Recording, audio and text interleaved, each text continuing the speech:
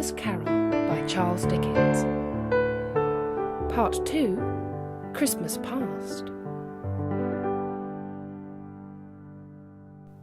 When Scrooge awoke, it was so dark that looking out of bed he could scarcely distinguish the transparent window from the opaque walls of his chamber. He listened for the clock, and the hour bell sounded with a deep, dull, hollow, melancholy 1. Light flashed up in the room upon the instant, and the curtains of his bed were drawn aside, I tell you, by a hand, and Scrooge found himself face to face with the unearthly visitor who drew them. It was a strange figure, like a child, yet not so like a child as like an old man. Its hair, which hung about its neck and down its back, was white as if with age, and yet the face had not a wrinkle in it, and the tenderest bloom was on the skin. The arms were very long and muscular, the hands the same, as if its hold were of uncommon strength. Its legs and feet, most delicately formed, were like those of the upper members, bare. It wore a tunic of the purest white, and round its waist was bound a lustrous belt, the sheen of which was beautiful. It held a branch of fresh green holly in its hand, and in singular contradiction of that wintry emblem, had its dress trimmed with summer flowers. But the strangest thing about it was that from the crown of its head there sprung a bright clear jet of light, by which all this was visible, which was doubtless the occasion of its using, in its duller moments, a great extinguisher for a cap, which it now held under its arm. "Are you the spirit, sir, whose coming was foretold to me?" asked Scrooge. I am.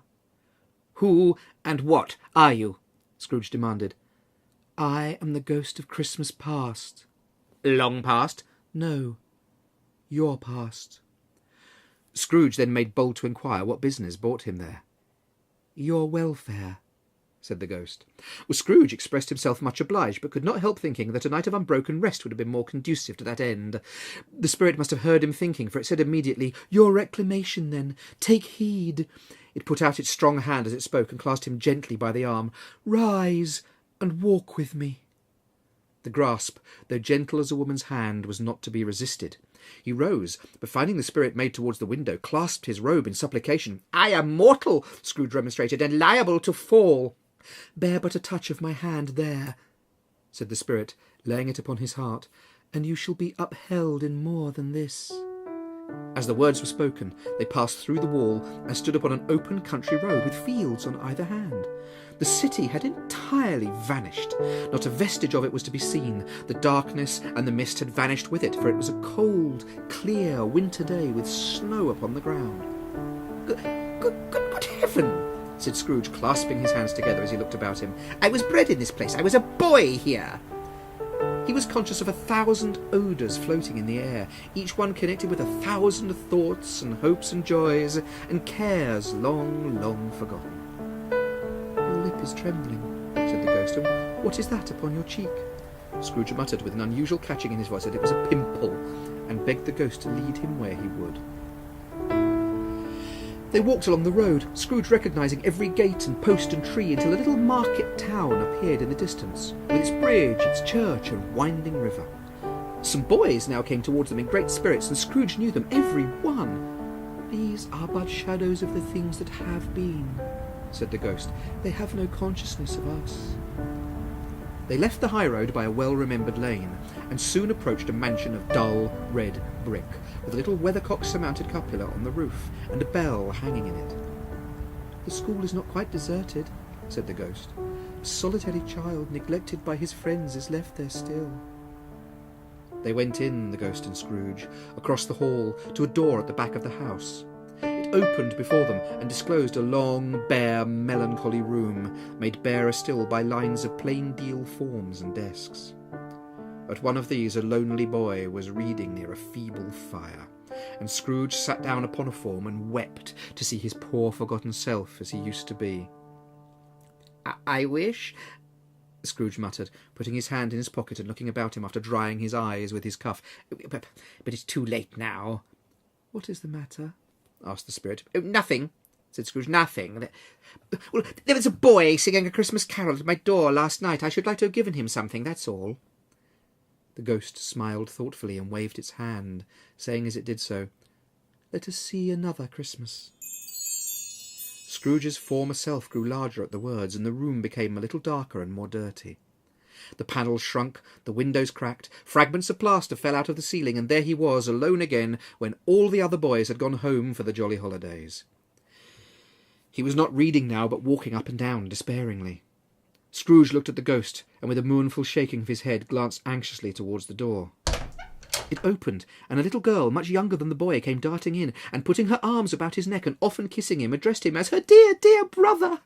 "I have come to bring you home, dear brother," said the child, clapping her tiny hands and bending down to laugh. "To bring you home, home, home." "Home, little Fan?"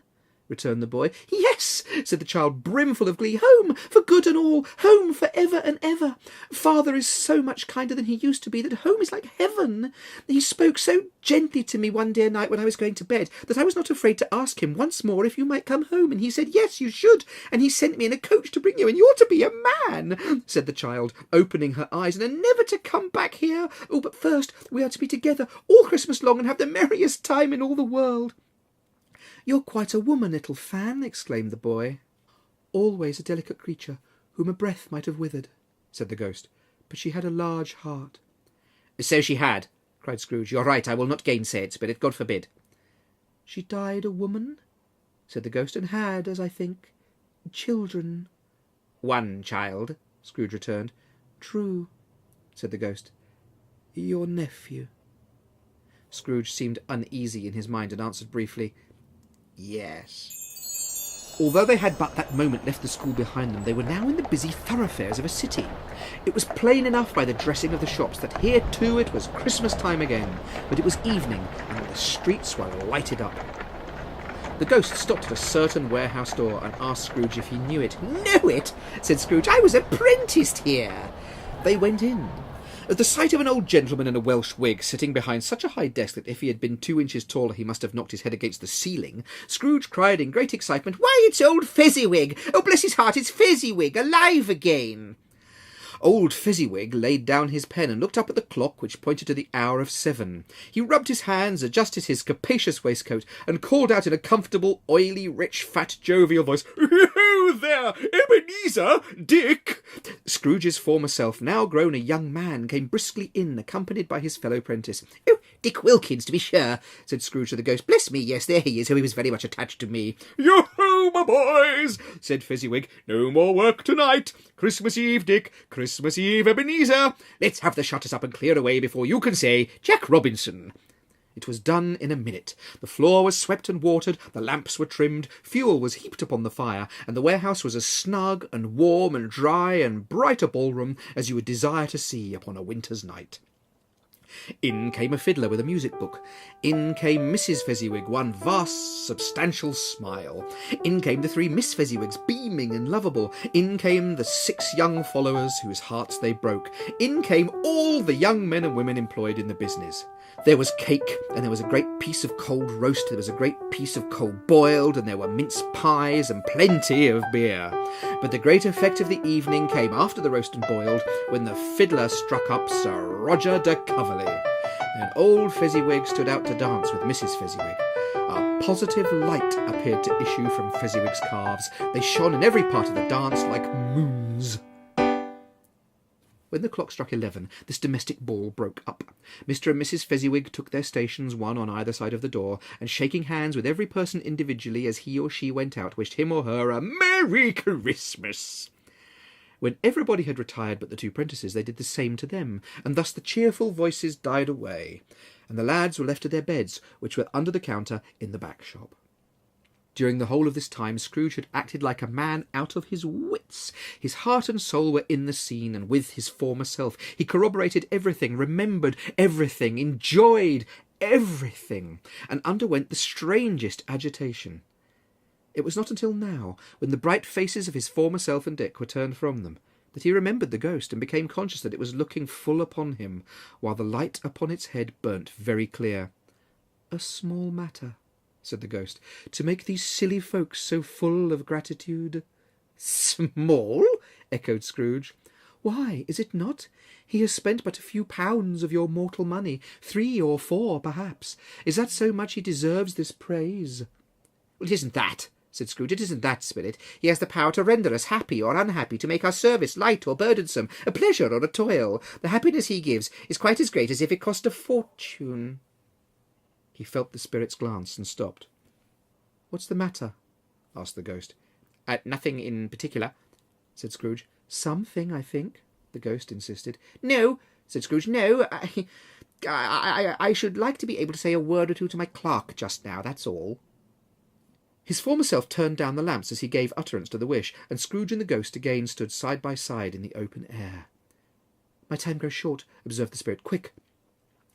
This was not addressed to Scrooge or to anyone whom he could see, but it produced an immediate effect, for again Scrooge saw himself. He was older now, a man in the prime of life. His face had not the harsh and rigid lines of later years, but it had begun to wear the signs of care and avarice. There was an eager, greedy, restless motion in the eye, which showed the passion that had taken root, and where the shadow of the growing tree would fall. He was not alone, but sat by the side of a fair young girl in mourning dress, in whose eyes there were tears, which sparkled in the light that shone out of the ghost of Christmas past. "It matters little," she said softly. "Another idol has displaced me, and if it can cheer and comfort you in time to come, as I would have tried to do, I have no just cause to grieve." "What idol has displaced you?" he rejoined. "A golden one." "This is the even-handed dealing of the world," he said. "There is nothing on which it is so hard as poverty, and there is nothing it professes to condemn with such severity as the pursuit of wealth." "You fear the world too much," she answered gently. "I have seen your nobler aspirations fall off one by one, until the master passion, gain, engrosses you, have I not?" "What then?" he retorted. "Even if I have grown so much wiser, what then? I'm not changed towards you." She shook her head. "Our contract is an old one. It was made when we were both poor and content to be so. You were changed. When it was made, you were another man. I release you from it." "Have I ever sought release?" "In words, no, never." "In what then?" "In a changed nature, in an altered spirit. If this had never been between us," said the girl, looking mildly but with steadiness upon him, "tell me, would you seek me out and try to win me now?" "No." He seemed to yield to the justice of this supposition, in spite of himself, but he said with a struggle, "You think not?" "I would gladly think otherwise if I could," she answered. "But if you were free today, would you choose a dowerless girl, you who weigh everything by gain? I release you, with a full heart, for the love of him you once were." He was about to speak, but with her head turned from him, she resumed, "You may, the memory of what is past half makes me hope you will, have pain in this. But in a very, very brief time you will dismiss the recollection of it gladly, as an unprofitable dream from which it happened well that you woke. May you be happy in the life you have chosen." She left him, and they parted. "Spirit," said Scrooge, "show me no more. Conduct me home. Why do you delight to torture me?" "One shadow more," exclaimed the ghost. "No more," cried Scrooge. "No more. I don't wish to see it. Show me no more." But the relentless ghost pinioned him in both his arms and forced him to observe what happened next. They were in another scene and place, a room not very large or handsome, but full of comfort. Near to the winter fire sat a beautiful young girl, so like that last that Scrooge believed it was the same until he saw her. Now a comely matron, sitting opposite her daughter. The noise in this room was perfectly tumultuous, for there were more children there than Scrooge in his agitated state of mind could count. The consequences were uproarious beyond belief, but no one seemed to care. But now a knocking at the door was heard, and the father came home, attended by a man laden with Christmas toys and presents. Then the shouting and the struggling, the joy, the gratitude and the ecstasy, they are all indescribable alike. It is enough that by degrees the children and their emotions got out of the parlour, and by one stair at a time up to the top of the house, where they went to bed, and so subsided. And now Scrooge looked on more attentively than ever, when the master of the house, having his daughter leaning fondly on him, sat down with her and her mother at his own fireside. And when he thought that such another creature, quite as graceful and as full of promise, might have called him father, and been a springtime in the haggard winter of his life, his sight grew very dim indeed. "Belle," said the husband, turning to his wife with a smile, "I saw an old friend of yours this afternoon." "Who was it?" Guess. How can I? Tut, I don't know, she added in the same breath, laughing as he laughed. Mr. Scrooge. Mr. Scrooge it was. I passed his office window, and as it was not shut up and he had a candle inside, I could scarcely help seeing him. His partner lies upon the point of death, I hear, and there he sat alone, quite alone in the world, I do believe. Spirit, said Scrooge in a broken voice, remove me from this place. I told you these were the shadows of the things that have been, said the ghost. That they are what they are, do not blame me. Remove me, Scrooge exclaimed. I cannot bear it. He turned upon the ghost, and seeing that it looked upon him with a face in which in some strange way there were fragments of all the faces it had shown him, wrestled with it. Leave me, take me back, haunt me no longer. Scrooge observed that its light was burning high and bright, and dimly connecting this with its influence over him, he seized the extinguisher cap, and by a sudden action pressed it down upon its head. The spirit dropped beneath it, so that the extinguisher covered its whole form, but though Scrooge pressed it down with all his force, he could not hide the light, which streamed from under it in an unbroken flood upon the ground. He was conscious of being exhausted, and overcome with an irresistible drowsiness, and further, of being in his own bedroom. He gave the cap a parting squeeze, in which his hand relaxed, and had barely time to reel to bed before he sank into a heavy sleep.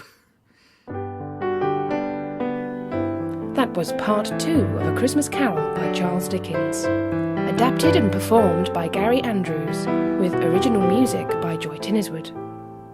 A Christmas Carol is an Ego Trip Media presentation of an Archway Theatre Company production.